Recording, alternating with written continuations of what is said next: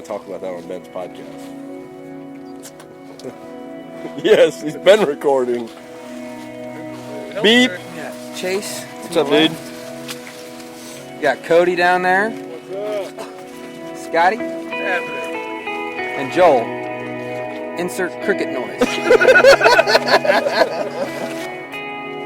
and 3. Kill him.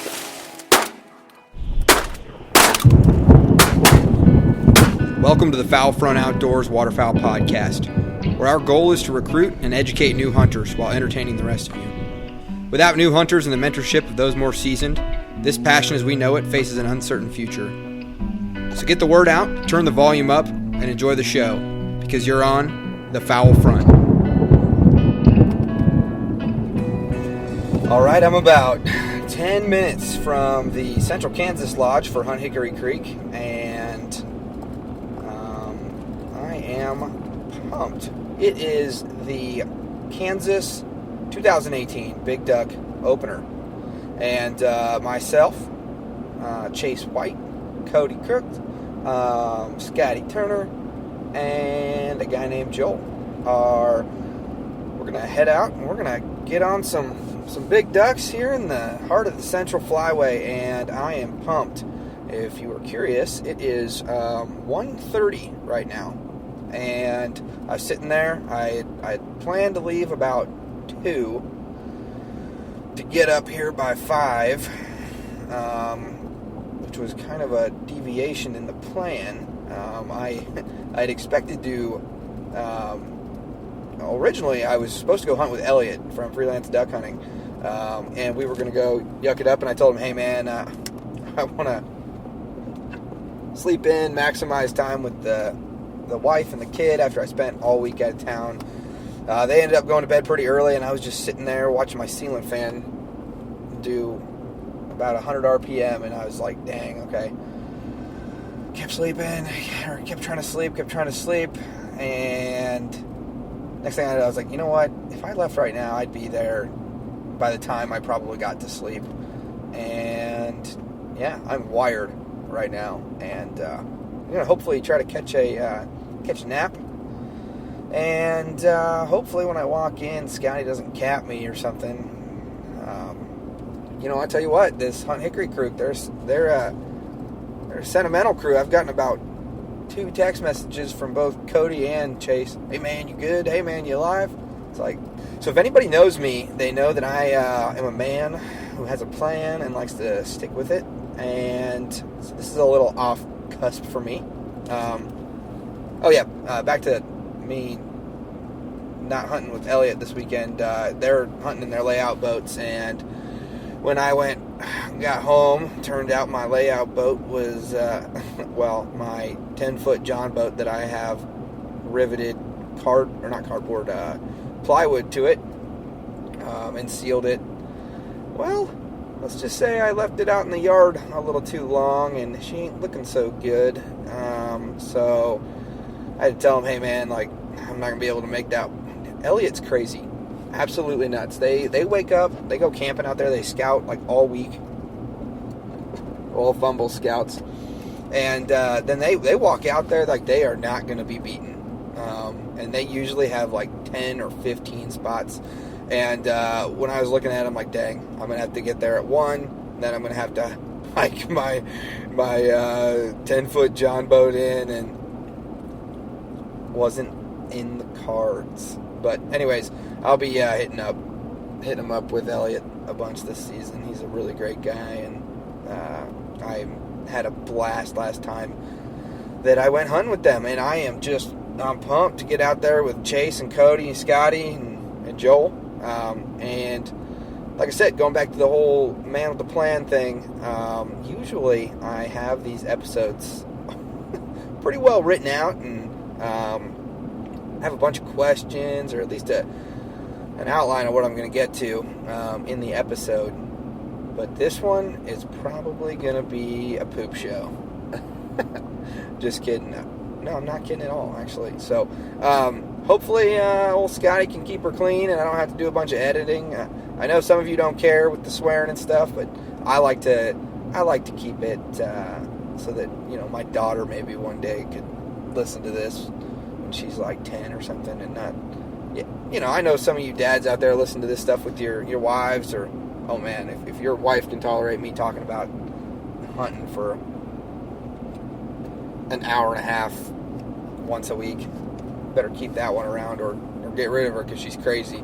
And, you know, with your kids in the car too, and so, yeah, I kind of just made the decision that we kind of keep her a little bit clean, but, you know, I won't be the first to tell you, I'm not a pious soul, and so, especially when I'm out there hunting, so, just a little forewarning, you know, this might not be the most clean-cut, episode, you know, there might be a few, radio swear words in there, I don't know, nothing you ain't gonna find on TV, so, but, nonetheless, I'm pumped.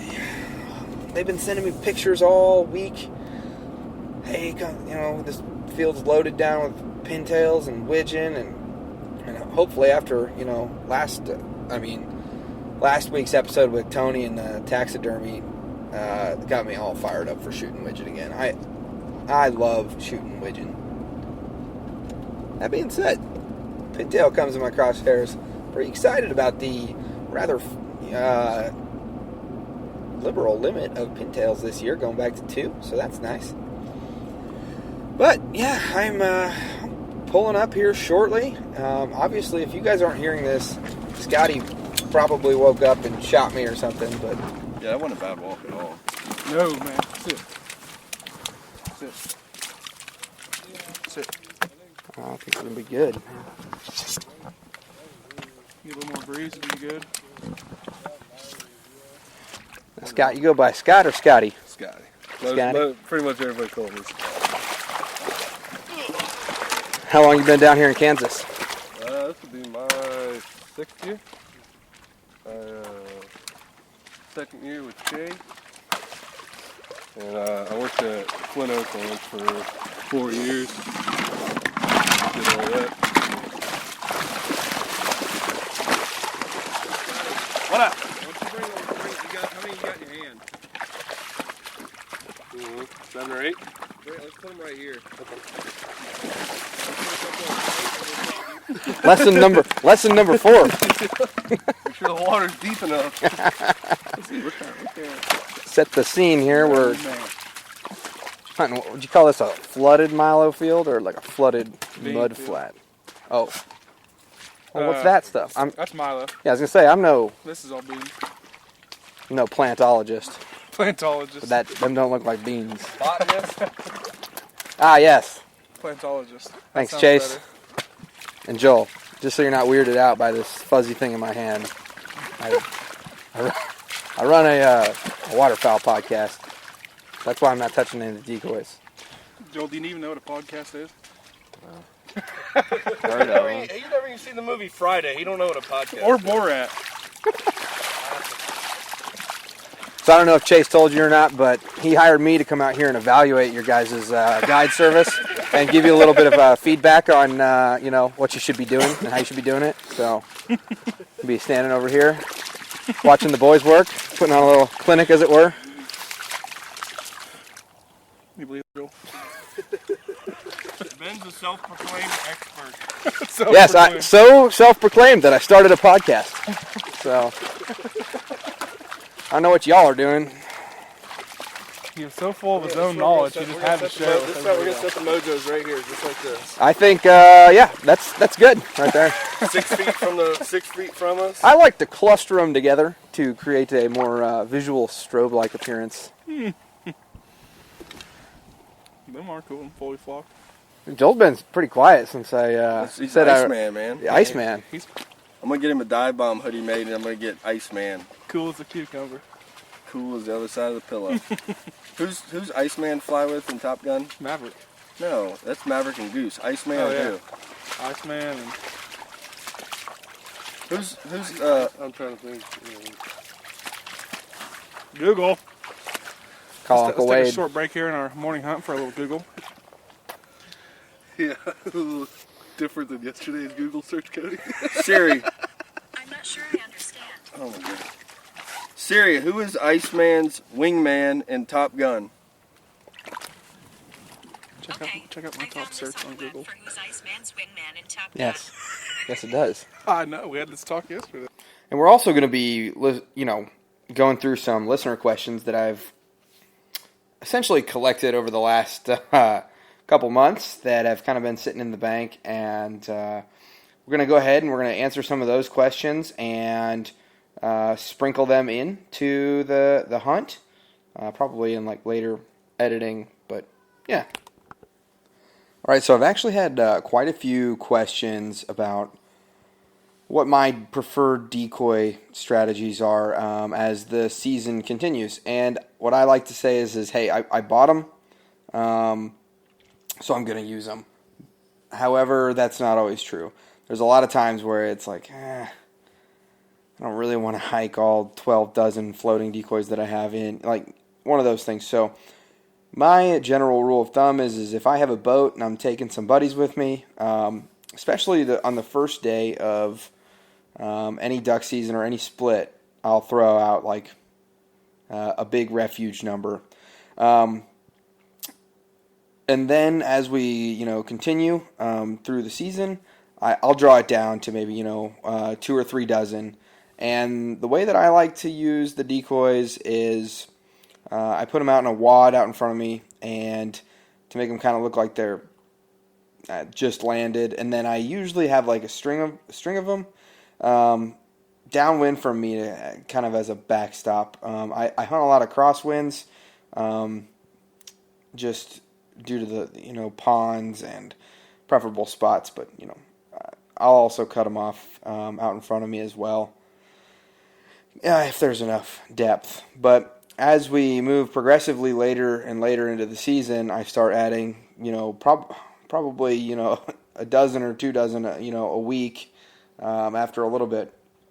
And then the next thing you know, I've got all of my goose decoys, all of my duck decoys out, and we've got 6 people hunting with us, and yeah. And then everybody knows my stance on motion decoys. I like to use mojos clustered up, but I don't like to use them anywhere near the hole. I like to put them far out unless other people in the hunting party can convince me to put them right in the hole. And then use a jerk string and the Higdon pulsator that I won at. I've only been using that for like half a season, but I love that thing. So that's kind of my take on duck decoys going throughout the season. At the end of the season, everybody knows that the best duck decoy is a goose decoy, and so the more goose decoys you can throw out, the better. That's just my little tidbit. All right, let's get back to the hunt. Slider.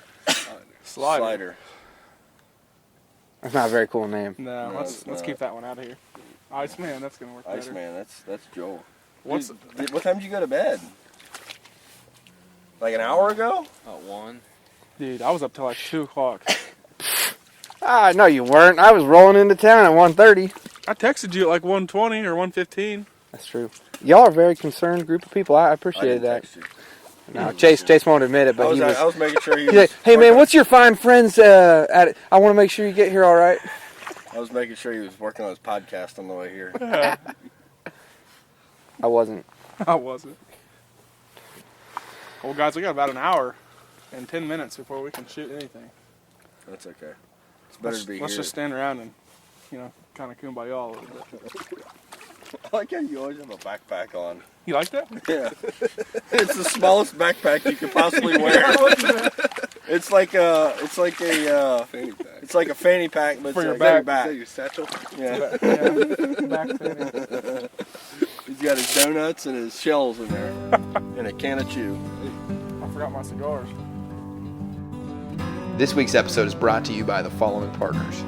Hunt Hickory Creek. New to Hunt Hickory Creek this year is their Central Kansas Lodge. They're going to be running hunters from the end of October all the way through January, and they're situated right between Quivira and Cheyenne Bottoms, which combined can hold hundreds of thousands of birds at a time. And these guys are going to work their tails off. You got Chase, you got Cody, you got Scotty, and then you've even got Megan in there taking pictures. Guys, if you're going to be traveling outside of your state and you're going to pay for a guide service, don't roll the dice. Come into our Facebook group, pick Chase or Scotty or Cody's brain, figure out who they are, and make sure that you're going to be booking a hunt with them, because they're not just awesome guides, they're great people. They're going to show you a great time. So, if you're going to hunt Kansas, hunt Hickory Creek. We're also brought to you by Dive Bomb Industries, the fastest growing, most affordable decoys on the market with unmatched customer service. Now you can find them on Facebook, Instagram, or divebombindustries.com, and you can find Asher in our listeners group and get yourself into a large, effective, affordable, and easy to set up spread. It takes about a minute to set about a dozen, and they take up no space in the garage or truck. They're tough, extremely realistic, and go get yourself twice the decoys, half the price, none of the hassle. Also brought to you by Tags LLC.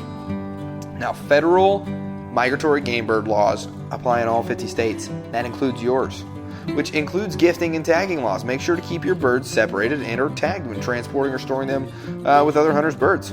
Now, this includes from the field to home as well. Gifting in the field, though commonly done, never legal. It must be done at the donor or donee's personal abode. Hey, for other helpful hints and to keep yourself legal, go check Toe Tags LLC out on Facebook, or you can hit up Ryan in our Facebook group, or you can head on over to toetagsllc.com. So have fun, be safe, and keep it legal. We're also brought to you by Athlon Optics, which produce some of the finest shooting scopes and binoculars on the market. Their ED glass is top notch and rivals the glass of binos 3 or 4 times their price. You're going to be able to pick a goose out in a depression from half a mile with these things. I'm telling you, they're tough, sturdy, and this is where Athlon Optics goes above and beyond their lifetime warranty, which is critical for us waterfowl hunters. I sport the Midas 10x42, and I'm extremely pleased with them. So head on over to Athlon Optics and get yourself a top-of-the-line binocular system for this season at a fraction of the price and a no worries warranty. We're also brought to you by Freelance Hunt Stats, and I got to tell you, I'm really excited to be using Freelance Hunt Stats this year. If you've never logged your hunts in the past, start doing it. Especially with freelancehuntstats.com, because it's not just a journal. This thing can catalog all of your information, and you can go back, you can look at like how you do on sunny days. It's going to be a game changer for you. So head on over to freelancehuntstats.com and start logging your hunts this season. We're also brought to you by Duck Nuts, and now I've been fighting duck decoy rigging systems since I started. Wrapping, coiling, Texas rigs, talk about a pain in the butt. Now, I work hard, don't get me wrong, but at the end of the morning, it's time to go home, and Duck Nuts allows me to do that so that I can rig my decoys that all I got to do is throw them in a bag. And with our friction system, it's too easy to just pull the line and pack it up or just throw them out. It allows you to adjust for depth, and if you're tired of fighting your decoy rigs, head on over to ducknuts.com and use your 10% off code with Foul Front discount code. We're also brought to you by Gypsum Creek. Now, Gypsum Creek is a full-service gun dog training facility in the heart of the Midwest, and they are looking to build eager, confident, and reliable field companions through a unique approach that you don't find at many other places. So come check out Gypsum Creek Retrievers on their Facebook or Instagram, or you can hit up Evan, the owner, in our Facebook group. And I promise you, this guy loves your dog more than you do, and loves teaching him how to retrieve more than you do. I got to spend a weekend out with them, and it was an awesome time, I'm telling you. What they got going on over there, that's where you're going to want to send your dog. All right, we're also brought to you by the DuckTech mobile app. Increase your odds of success in the blind this year with the DuckTech mobile app. 3-time world duck calling champion Barney Califf teaches you how to make the most important duck sounds and what they mean to a duck and when to use them, the most important part. DuckTech is also available to download on the App Store and Google Play. With the season approaching, get the app today so you can put more ducks on the strap tomorrow. We're also brought to you by SRB Field Rests. No matter what, where, or how you hunt, SRB Field Rests got you covered. They're going to keep your shotgun, rifle, or your bow, or your crossbow safe, clean, and ready for in the field or on the range. Waterfowl hunters in a dry field, a muddy field, marshes, flooded fields, or flooded timber. SRB Field Rests has you covered. Go check them out. They've got a 10% discount code for you with Foul Front, all undercase, one word. We are also brought to you by Gunner Kennels, the market's only double-wall, roto-molded dog crate and 5-star crash-tested rated kennel. These American-made boxes come with a lifetime warranty, and the guys over at Gunner Kennels have done some crazy stuff to show you how strong they really are, like dropping 4,000 pounds on it, hammering it with a 630-pound sled. and tossing it off a 200-foot cliff and shooting it with a 12-gauge shotgun with 0 bullet penetration. You're hitting the road with your dog this season. Gunner Kennels is your safest bet. Protecting your best friend and your investment. So head on over to gunnerkennels.com. We're also brought to you by HTR Innovations, and you have not heard of them yet, but I am hunting out of their A-frame this year, and they have one of the slickest inventions I've seen for waterfowl hunting. It's an awesome little gun stand for the marsh, and go check them out at htrinnovations.com. Also, here's another big thing for you. Do you absolutely hate laying in your layout blind? Well, they got something for you. So go check them out. And our good buddy Jordan over there, he's going to be doing all their filming this year. Looking forward to seeing what they got. Okay, let's get back into this week's episode. Got you a marlin back. Hooked up, Rod. Yeah, I can smell it. He's not wearing waders. It tastes like ketchup and onions.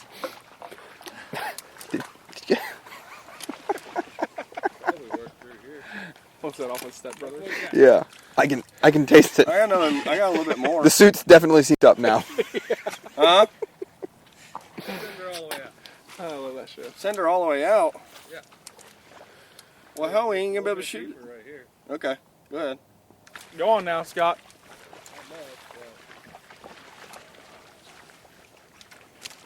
The best part about this mud is when I shoot some of these decoys, we're not going to know. No, they won't sink. On recording. Just kidding, people. That was a joke. We're going to edit that one. Ben has chased by the balls for the rest of his life. All right, out here with the Hunt Hickory Creek boys. We got Chase. What's up, dude? You got Cody down there, What's up? Scotty, What's happening? and Joel. Insert cricket noise.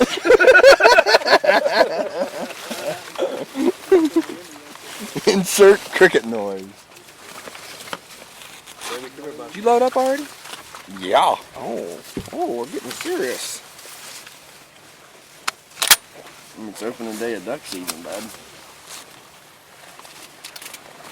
All right, another question I got was somebody was watching our video from last season, actually before I started the podcast, and they saw, me and a couple of my buddies, Justin, Wilson, and Max. They saw us essentially in the John boat pulling ourselves with a rope, and then, anyways, to set it up, they were curious as to why we were not paddling across or using a motor or something like that and just pulling ourselves along this rope since we'd already had to cross it anyways. So the deal with that is that the ice wasn't thick enough to walk on, but it was really hard to break. And so what we ended up doing is the night before, I walked along to the other side of the pond, and then I can't remember who it was, Justin or Wilson or Max, somebody took a rock and or a stick, and threw the rope across to me. And then I had to end up going in a little bit to get it, and I didn't have my waders, and it sucked. So if you want to see me, in my underwear in really cold water, go check that video out. But anyways, we did that so that we could just pull ourselves instead of having to use like a trolling motor and like run up on the ice and whatnot. So, I would suggest if there's not a spot that you can drive around to if you're hunting small water and you have the preparation time, go ahead and we left that rope up for quite a while actually, and go ahead and set your rope across there so you can just pull yourself across. You don't have to worry about a motor or anything like that, and one guy can just kind of shuttle a bunch of gear back and forth while the other dudes walk around, or y'all can just wait for him to shuttle stuff, or you can shuttle a couple people over with a little bit of gear. And yeah, that's the reason that we had that rope strung up. So that was probably a terrible explanation.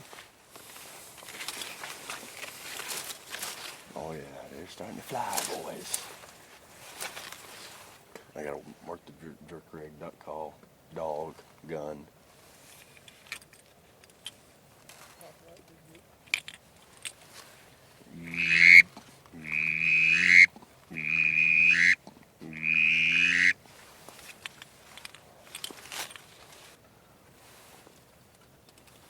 Holy shit. I knocked my gun over. For the listeners, we just about got hit in the head with a duck. What was that? Is it a teal? Yeah. So we're not shooting teal? Not first. Oh, they wouldn't stand a chance. Scotty, tell me when we're about 30 seconds out. 7:10.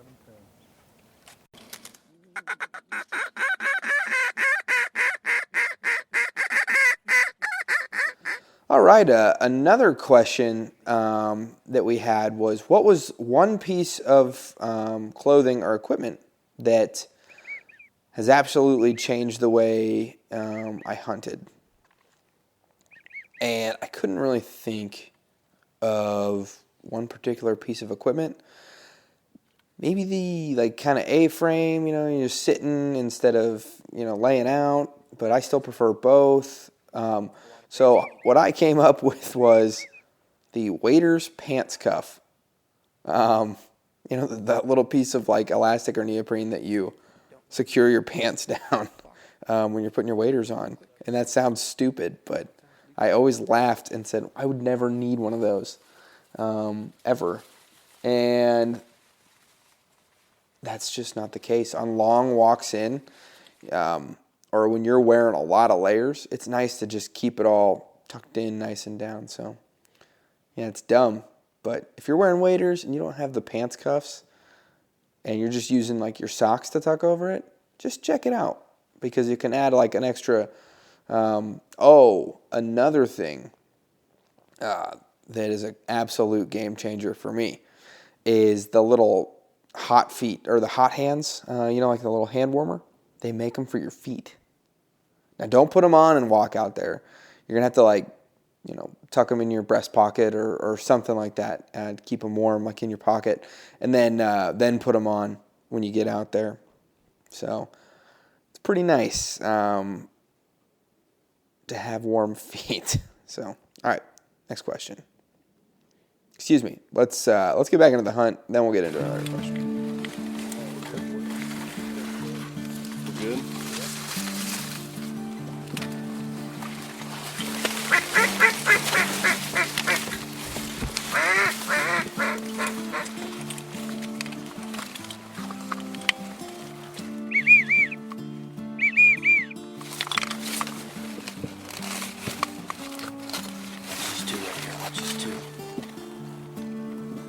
Kill them two.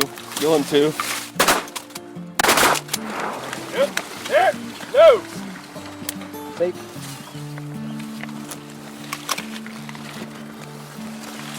Get.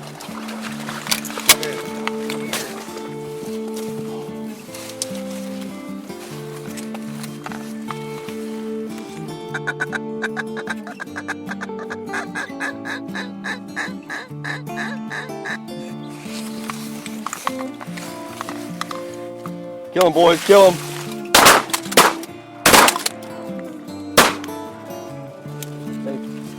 Go ahead, Cody. Let's shoot, boys.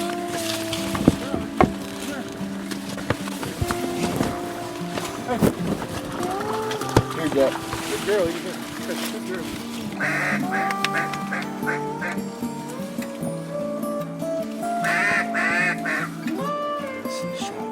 Kill him, kill him, kill him. Sit. Safe.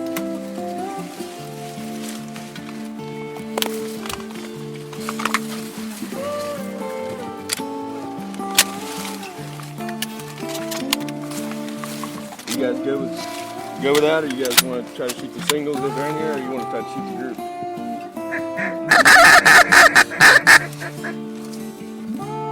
Kill him, kill him!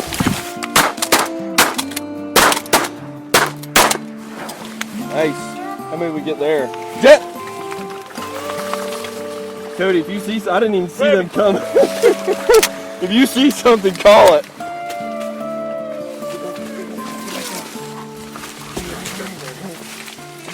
Kill him 4. Kill him.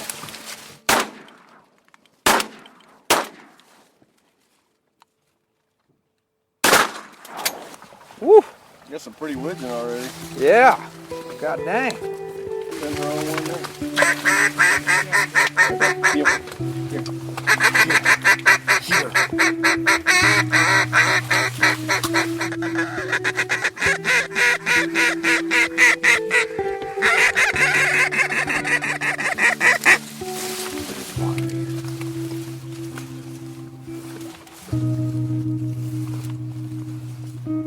guys want to kill him? Kill him.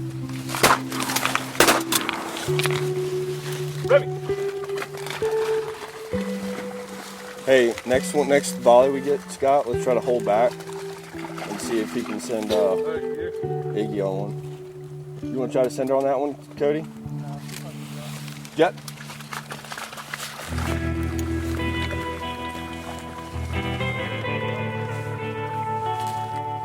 I was hoping that big wad. Yeah, me too. Gonna do it. Here. See ducks right here.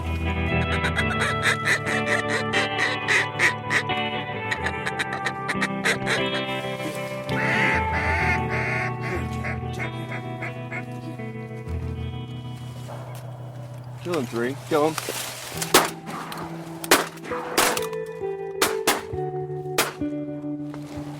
Oh. There we go.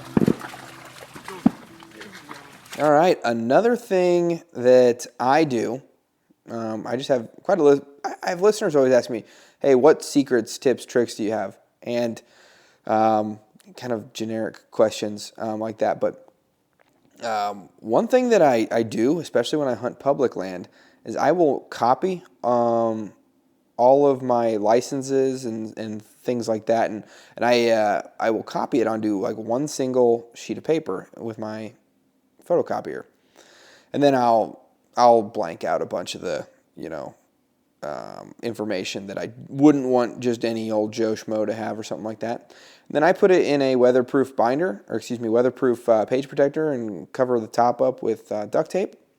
And I will set that underneath of my windshield wiper, and I do that for the game wardens. So if I'm out there hunting, I don't actually do this a lot for waterfowl. I do it a lot for more when I'm out on public land, turkey hunting or deer hunting. And then I also have on there, it says like, hey, I left the truck at this time.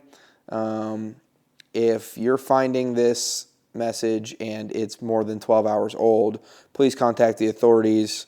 I was last hunting quarter mile down whatever ridge. But I've left it on there for a couple times when we were waterfowl hunting, and we were clear out in the middle of this lake, and and we're the only ones there. It was kind of a tucked up and hidden spot that not a lot of people knew that you could actually hunt it. And the game warden, or I can't remember if it was like one of the park rangers or the game wardens, but anyways, truck rolled up and started like binocularing, and then he checked our truck, and then he saw my sheet, read the sheet, and me and my buddy both had one in there. He kind of reviewed the information, literally watching this through our binoculars, and he reviewed the information, and then no one ever came out to check on us. He wasn't waiting for us at the gate, nothing like that. So I'd like to think that it was my pre-planning that got us out of getting checked on, but you never know. That's just another little tiny weird tip that I do. Give you a little insight into my brain. So, all right, let's get back into the hunt. I'm pretty sure we're going to go ahead and stay tomorrow morning. So. Scotty said that was waiting for you to say that. I'm going to stay anyway. Get the Greyhound back. If Wade was here, we'd be 23 birds from our limit still. I hope you heard that, Wade. Oh, you don't have it on, do you? Oh, I do. Oh, I hope you heard that, Wade. Damn sure no. We shot a double banded Drake canvasback too, full plume in October. Full plume. I'm not gonna lie to you boys. My boot is. Oh my god! I thought those were two teal. My boot is pretty much soaked. Well, it was. My feet were dry, so I went to go get Iggy. Did you guys see like a couple of weeks ago when teal was going on? There was. I think they were hunting. The guys were hunting in like Texas or something, and they got the game wardens called on them, and they had a full. They had a full limit of like cormorant or not cormorants. I think it was cormorants or mergansers or something. And they thought they were all cinnamon teal. Had a full limit. One guy didn't even have a license. My boot is wrecked with water right now. See Mark? Hey, Mark. That's what I got in this bag. North. Crack. I mean, I don't know how you normally hunt, Ben, but it's not ethical.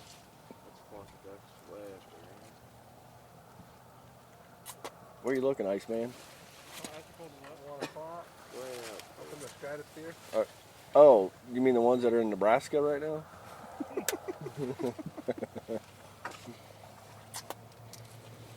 were you saying, Chase? How I hunt? Oh. Yeah, it's not ethical to crack a beer at 7:45 in the blind. We don't condone that. Damn purple bombs. We don't Four Loco, baby. We don't condone that. We don't condone that here at Hickory Creek. Four Locos, they started making a news one. I don't know what the fuck it is. I saw somebody post on Facebook the other day. Cody, you're gonna have the most beeps on this whole episode. There's gonna be one real long beep when I was. Subtitles at the bottom. Cody Crook speaking. You can't subtitle a podcast. I don't know. But figure it out. Like whenever you're watching TV and the fucking service goes completely out, it's just one solid sound. That's what it's gonna sound like. Every time Cody starts talking. All right. Another tip that I do have for you. I'm a worrier, kind of, when it comes to the small details, and ask anybody that's ever hunted with me, and they'll tell you that like I am kind of a little worrier about some of the smaller stuff. But yeah, we were hunting last year. I had permission on this Oklahoma cow pond, and I was so worried because there was a lot of cows that were on this. It wasn't that big of a spot, but the pond was big enough to facilitate all these cattle, and they would just hay them or grain them. And anyways, I was always really paranoid about the gate because this spot was so good, and I didn't want us to lose permission because one of my knucklehead buddies, yeah, you're listening, you're a knucklehead, like leaves the gate open or something, or me being a knucklehead and leaving the gate open. So. One thing that I would always do, and I got this from people that, I can't remember what website it was, but before they would leave on vacation, they would either take a video of them walking around the house on their final check saying, hey, the lamp is off, hey, the oven's off, hey, the iron's not plugged in, there's enough water for the cat. They would take a video and do that. And then another method, they said, was to make up some completely random garbage word that you have never and probably no one has ever said in their life. And so every time I would close the gate, I'd say some weird, if I didn't take a video of it, I'd say some weird word like Barbie butt fart or something like that. That was very strange of me to think of that. And then I'd get back into the truck and the guys would all say, what's the word? And I'd say, oh, Barbie butt fart. And anytime we'd be sitting out there and I'd be like, hey, I checked the gate. And then someone would be like, Barbie butt fart. That kind of thing. So kind of a little moniker. So if you have something like that you have to remember and you're always kind of a little bit of a worrier like me, go ahead and maybe adopt one of those two things. Take a video of yourself doing it, or especially I still do that when I lock up my deer property that I have up here. Because there's a lot of cattle on it and it's really big. And I don't visit it too frequently in the off season because I like to give it a little, time away. But I'll sometimes be like, oh man, I locked it, right? And I don't know why I doubt myself, but okay, I'm rambling. Let's get back into the hunt.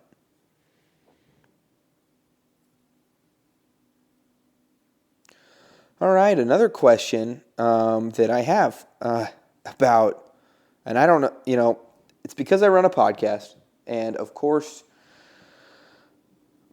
people will think that, I'm an expert in some way, shape, or form on things, and I'm not. I'm just a guy. I've been hunting. This is my 6th season of going really hard after waterfowl, and I'm just a little bit ahead of the learning curve for new hunters. And then, I'm on par with other people doing some things. I'm better at some things, and I'm worse at other things, but, people always, kind of are curious as to what your hunting styles are and whatnot. And I would tell them that I prefer hunting small water, small ponds, and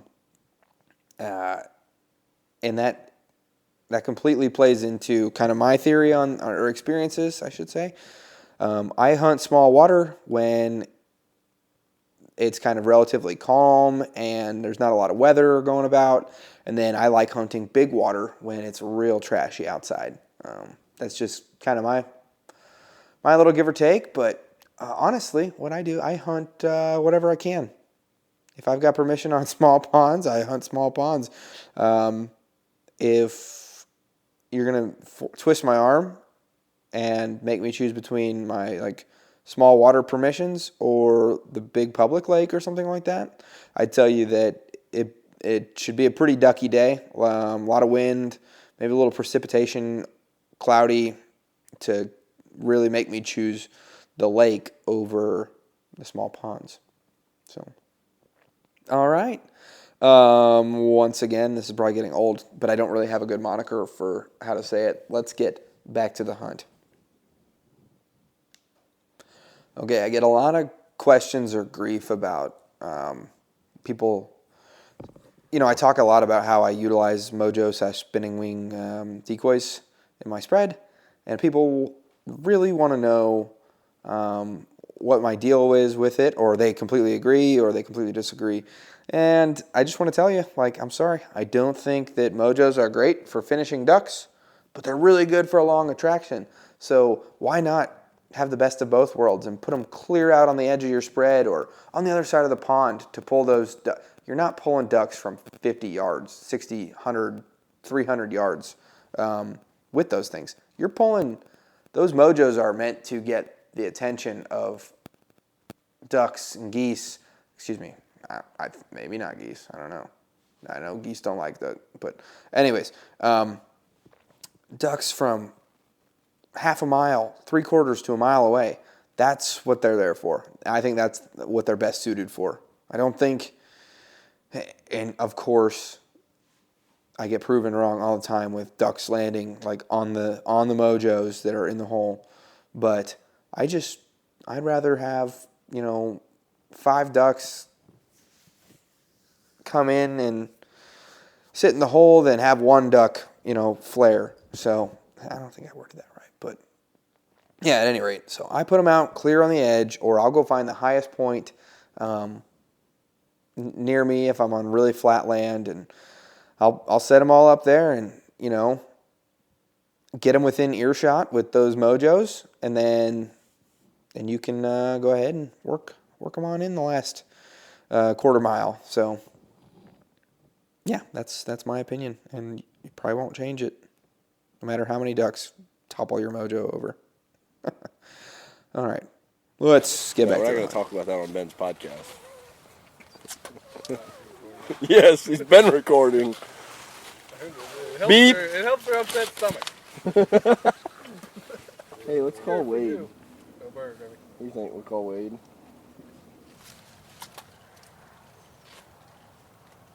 I need to get acclimated. I'm cold when it's only 30 or 40 degrees. I know. Well, about the same temperature as your house last night. I thought it was hot. This guy does not like to pay his heating bill. It was hot when we got there. We should have been in there when we got there. Well, I wasn't. There was fire coming out of the heating vents. Looked like a bunch of blowtorches. Oh, they don't want to answer. Wade, that was rude.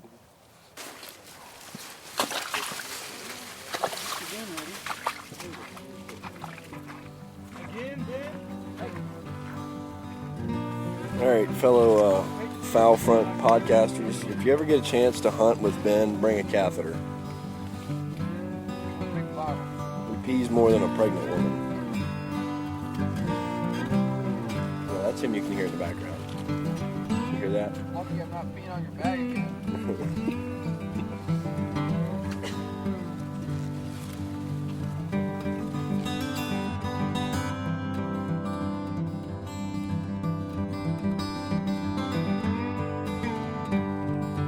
I want to give a huge shout out, like we always do during this time, to our partners.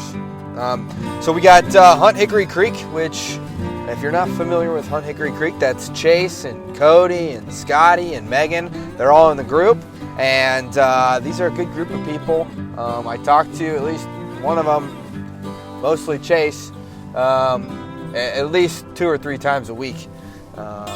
Whether it's deer hunting or talking about birds or just, rubbing in the fantasy football smack talk and all that stuff. Anyways, hey, don't put your money in something that you can't first validate or like get to know or, something like that.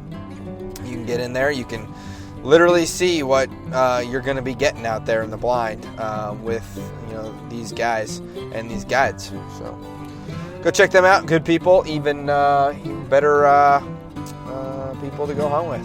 So we've also got Dive Bomb Industries, and Dive Bomb Industries, they did a lot of good work for us and put a lot of our listeners into some really affordable spreads. And I am just pumped to get out and start targeting some big ducks with my spread that we're all set up with over here, and just really, excited to put the 2D, ideology to the test. So, all right, we've also got Tags LLC. You guys heard Ryan's story, and if you haven't heard Ryan's story, go check it out. Episode 23. But anyways, just check out. Go look for the Tags LLC story. Whether or not you want to argue that it is actually a regulation or an enforceable law or anything, I mean, the law is the law, and I'm not going to put myself in a position, at least anymore, to where I can be, whether or not I get a ticket is at the discretion of the, investigating officer or however things are going that day. So just for a couple cents a day, or hunt, I should say, you can be fully taken care of. You already spent all the money on the gas and stuff. So go tag your birds and make sure you're not throwing them in a big old pile. And go ahead and stay legal with Tags LLC. We've also got Gypsum Creek Retrievers. Evan over there in Gypsum with a creek running, through the back of his yard, is running a awesome little kennel. And I got to go out and I got to go hunt with his flagship dog, and got to see the way that he interacts with that dog, and just the way he talks about his business and his dogs and the dog he's training. Like it's really humbling to see a guy who's like so ate up with it and is just in it, and he's just doing it out of passion, and decided to make his passion something that can put dinner on the table. It's a heck of a deal. We've also got Athlon Optics. Athlon Optics, go check these guys out. They have some of the finest shooting scopes on the market, and their binoculars are bang up.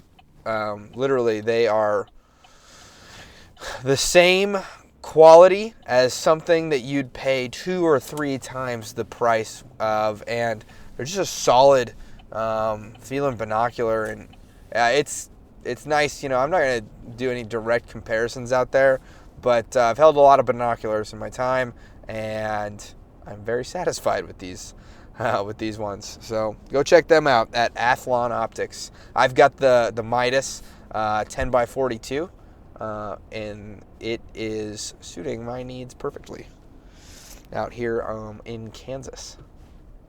All right. Next, we've got Freelance Hunt Stats. I've always logged and tracked all the birds that we've harvested and whatnot, but it wasn't until Elliot showed me his Freelance Hunt Stats at freelancehuntstats.com that it's not just a journal anymore. Now it's a database. Now I can go through and I can filter all the stuff that I want to know. Windy days, cloudy days, days I shot all blue-winged teal, like things of that nature, and even by location. And it's super affordable. Just don't buy one Monster this month or one Starbucks coffee, and you've got yourself what you need to keep track. Plus, super helpful when you go to fill out those HIP permits. So, all right. We've also got duck nuts. That's DUKNUTZ. And if you haven't seen the videos or pictures of me utilizing these things yet, I freaking hate dealing with Texas rigs, and I take out a lot of new hunters, and I'm always sitting there untangling stuff or unwrapping keels, and instead with these duck nuts, you just throw them on there, and all you gotta do is literally you just stretch out the line, or you can slide the weight all the way towards the decoy or down, and you just throw these things in a bag. It's awesome. Hey, they even came out with a carrying. It always seems that my wife is always walking in whenever I'm doing the duck nuts commercial, because she's just looking at me because she thinks it's hilarious. But they just came out with a bag, and it's called the Nut Sack, and it's pretty cool. You can strap your shotgun to it. They've also got hats too, and for my boy Wilson listening out there, Hunter over at Duck Nuts, he made a hat just for you, buddy, and all you other coot shooters out there. So, but yeah, so good stuff. Go check them out. Just a really great product. We've also got the DuckTech mobile app, and the DuckTech mobile app is an app that's designed to help you get better at calling ducks. It's got Barney Califf on there, a 2 or 3 time world duck calling champion, and he does the call, tells you what it's for, why to do it, when to do it, and then you can actually go in and press record yourself, and then you can hear it side by side, so you can see how you want to tweak it up. Pretty cool concept. A lot of times, you're just dealing with like a DVD or some other, like, here's the sounds, now make this sound. And that's not this right here. This is something that you can do on your commute. So, pretty sweet. All right, next we've got Gunner Kennels. And Gunner Kennels, if you have never laid your hands on a Gunner Kennel,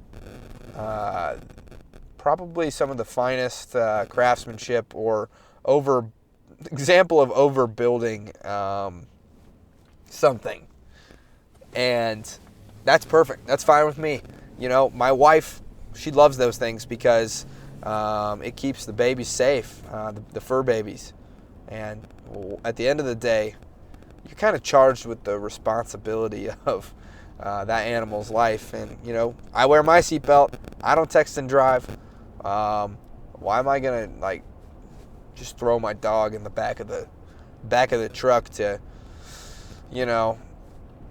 be in jeopardy if something were to happen? And then newest partner that I'm super excited to get you guys into is HTR Innovations. That's HTR, like Hunter, Innovations. And they've got the coolest little thing. It's a stand that you can put out in the marsh that holds your gun, holds my recording equipment, box of shells, all this other stuff. Check it out on the Instagram page. They've also got an A-frame blind that they come out with that is super simple to set up, just like stupid simple. And then they've got, for you guys that absolutely hate layout blinds, they've got a layout blind insert, and makes that thing just about as comfy as the living room couch. So go check them out. And then last but not least, we've got SRB field rests. So you hiked into this muddy field, set out all your decoys, had your bag ready to go with your gun in it, and then you take your gun out and you just set it in the mud, or you're constantly making sure that you don't fumble this thing around. These 2 little stakes from SRB field rests, stick them there, lay your gun down on them. You didn't come this far to like jam your gun up with a little bit of mud because you got excited about some geese in your face. So that was really dramatic. I have a little bit of a stuffy nose, it sounds like, but all right. We just want to let you guys know these companies are the bee's knees. These are cool people, great people. I'm not just throwing them on here so that I can take up your time and make money or whatever it is. I believe in these products. I believe in these people, and I'm a huge fan of somebody turning their passion into their everyday job so that they can try to escape some sort of 9-to-5 where somebody else is their boss. And I'm a huge fan of that. Trying to do that myself. So, yep. Before, think twice before you buy something similar to these. And they help bring you this show. And so if you like this show, you like it to be around, check these people out. So, all right, everybody, safe hunting. Thanks for listening to this week's episode of the Foul Front Waterfowl Podcast. Please come join us on our Facebook group, the Foul Front Waterfowl Podcast group, where you can connect with a good group of hunters, because we're all in this together. We need to act like it so that hopefully our great grandkids will be hunting ducks over our favorite public lands. We also ask that you go ahead and give us a written review on iTunes and give us 5 stars if you think we deserve it. And we really do want to hear back from you so that we can give you the best possible content. And if you get in on that Facebook group, you can get in there and you can ask questions and you can tell us what you want to hear next, or you can tell us what you don't like, and we'll be sure to tailor things to our listeners. So, all right, stay safe out there, and we will see you next week.